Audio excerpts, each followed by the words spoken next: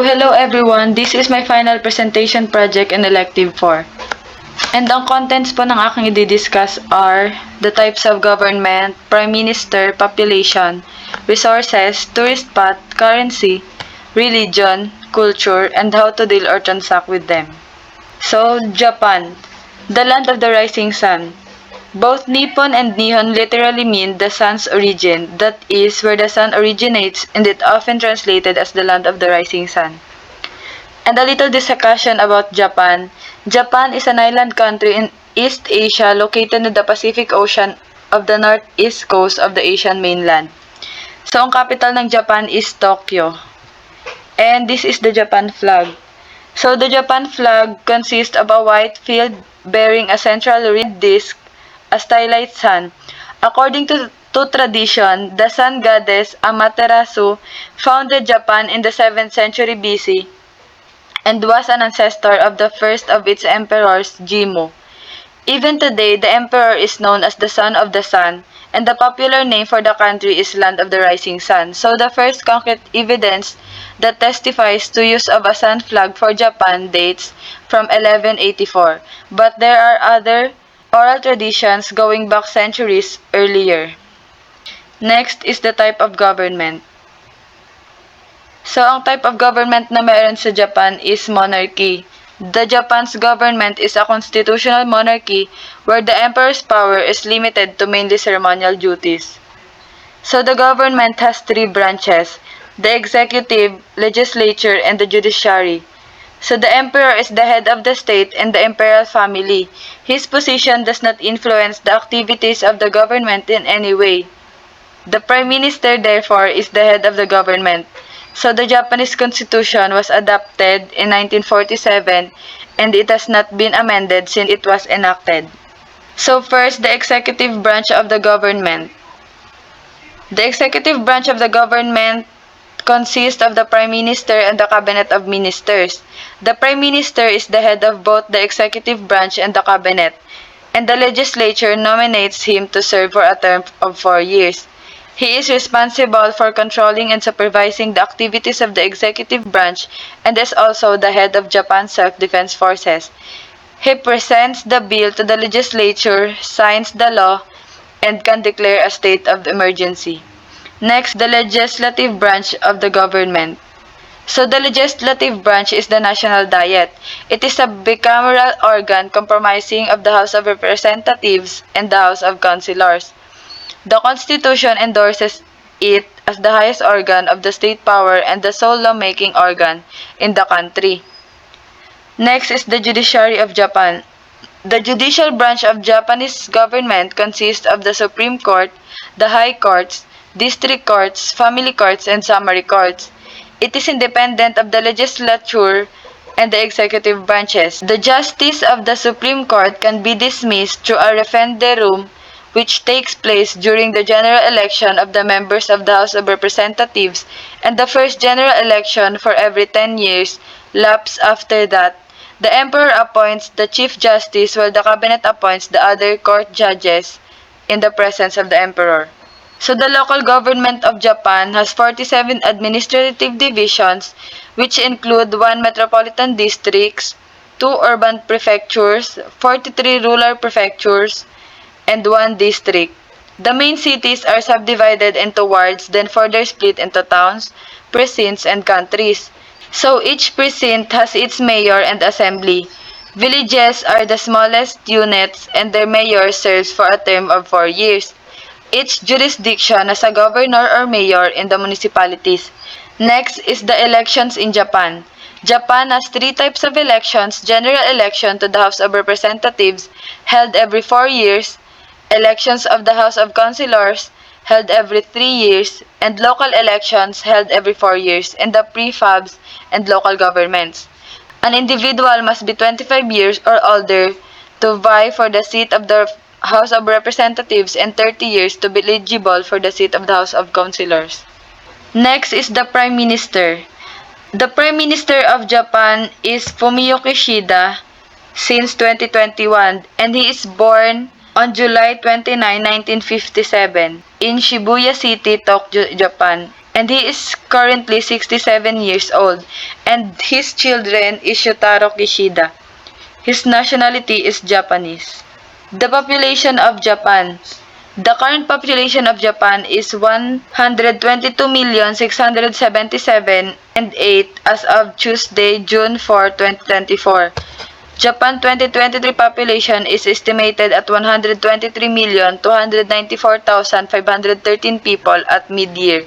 So, bumaba ang population ng Japan as of 2024. Next is the resources of Japan, or their natural resources. So, Japan has always been described as a country with virtually no natural resources such as natural gas, oil, gold, coal, copper, and iron. The country depends on imported raw materials and energy. In fact, Japan is the largest importer of liquefied natural gas and coal, and the second largest importer of oil in the world. Fish is considered the main natural resources of Japan. Negligible means nominal or small. So next are the tourist spot in Japan. So marami pong tourist spots sa Japan, pero kumuha lang po ako ng 4 tourist spots na madidiscuss dito. And first is the Mount Fuji. Mount Fuji is the most recognizable landmark and the country's highest mountain peak.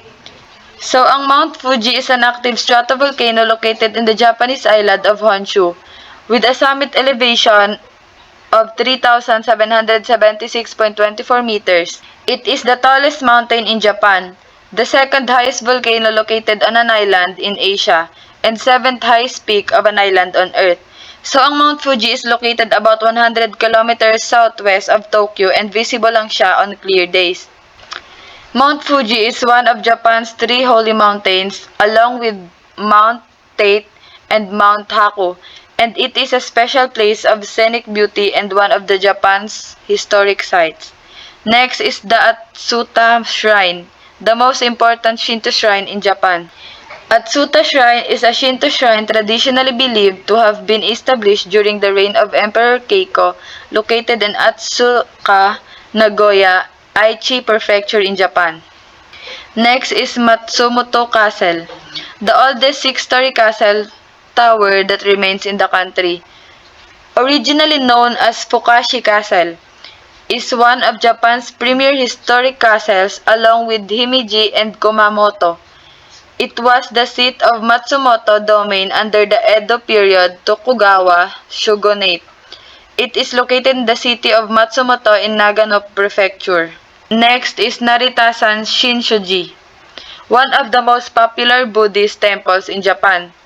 Naritasan Shinshoji Temple is a large and highly popular Buddhist temple complex in Narita City, not far from Narita Airport. It's a great site to visit if you have 3 or more hours to spend around the airport and wish to catch a glimpse of historic Japan.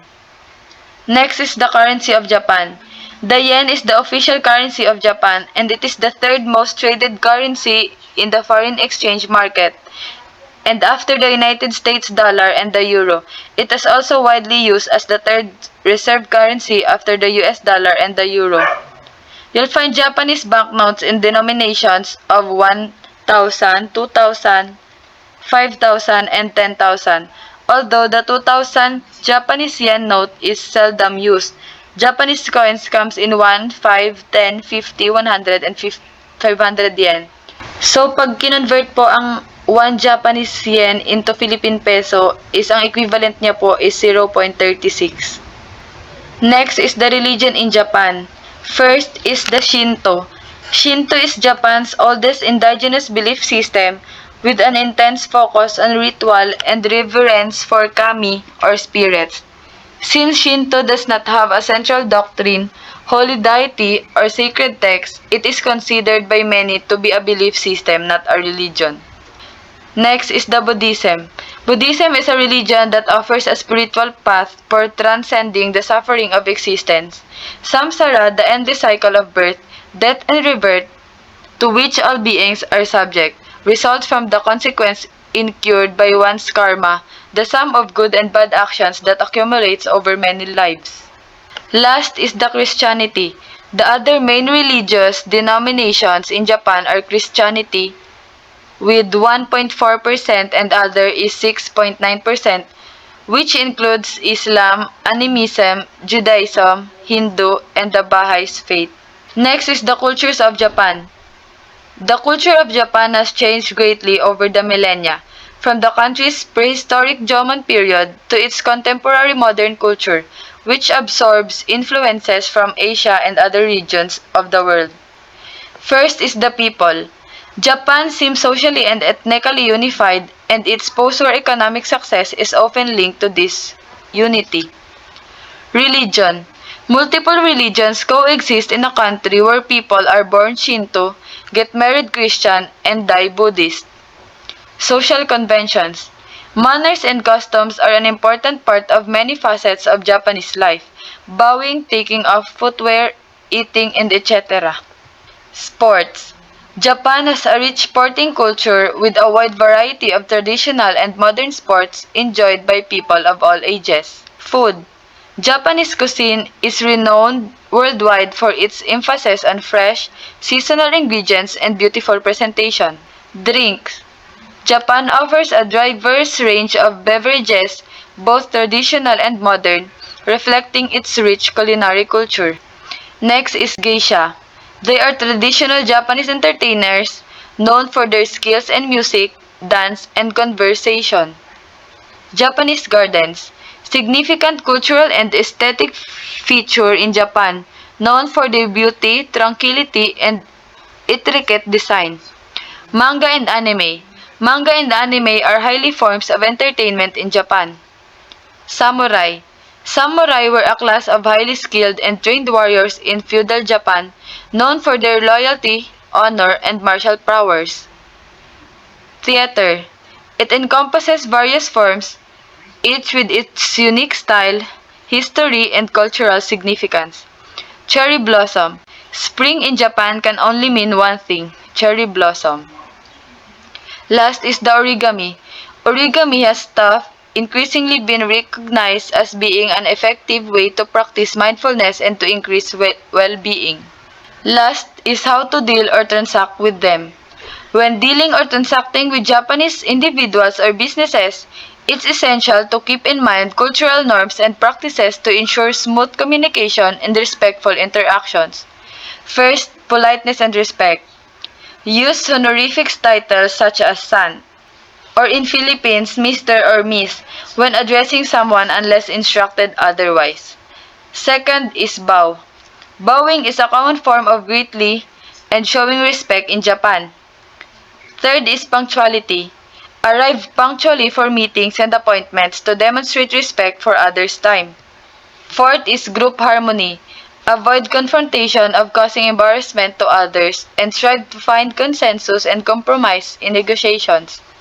Fifth is exchange business cards. Present your card with both hands and take a moment to examine the card you receive before carefully storing it.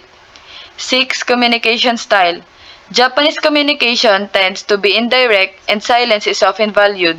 Be patient and attentive and pay attention to nonverbal cues such as body languages and facial expressions. 7th is gift giving. Gift giving is a common practice in Japan and is often done to show appreciation or build relationship. 8th is hierarchy and seniority. Japanese society has a hierarchical structure and respect for seniority is important. When interacting with Japanese counterparts, show deference to those in higher positions or with more experiences. 9th is dining etiquette. In dining with Japanese colleagues or clients, observe proper dining etiquette such as waiting for the host to start eating before beginning your meal and using chopstick correctly. Last is follow-up.